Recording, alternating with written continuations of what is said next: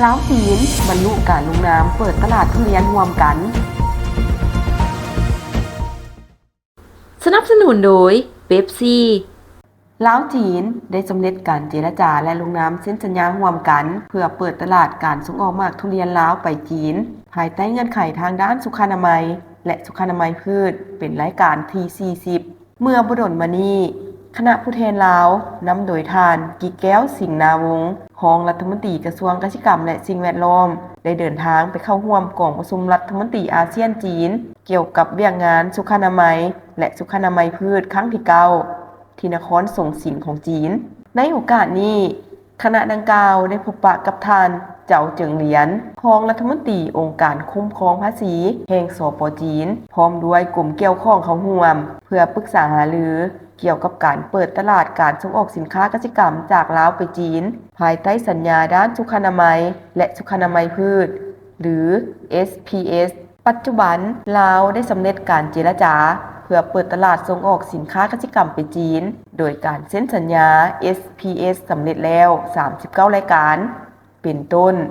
พืช35รายการสัตว์และผลิตภัณฑ์สัตว์4รายการและกำลังสืบต่อเจรจาเพื่อเสนอให้ฝ่ายจีนสืบต่อพิจารณาเติมอีกจำนวนหลายรายการพร้อมนี้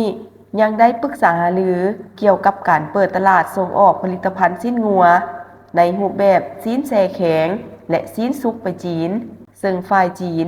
เห็นดีรับไปพิจารณาตามการเสนอของฝ่ายลาวคาดว่าจะสามารถเซ็นสัญญาเปิดตลาดสินค้าเกษตรกรรมเติมอีกในไวๆนี้การพบปะในครั้งนี้ทั้งสองฝ่ายได้สำเร็จการเจรจา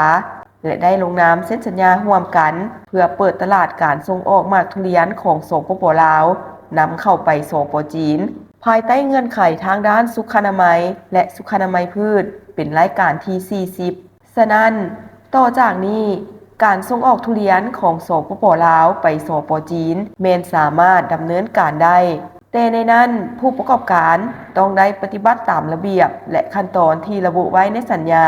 ก็คือข้อกำหนดเงื่อนไขของตลาดคู่ค้าอย่างเข้มงวด Make lunch better. Ooh, Pepsi. Make it super, mega, extra spicy.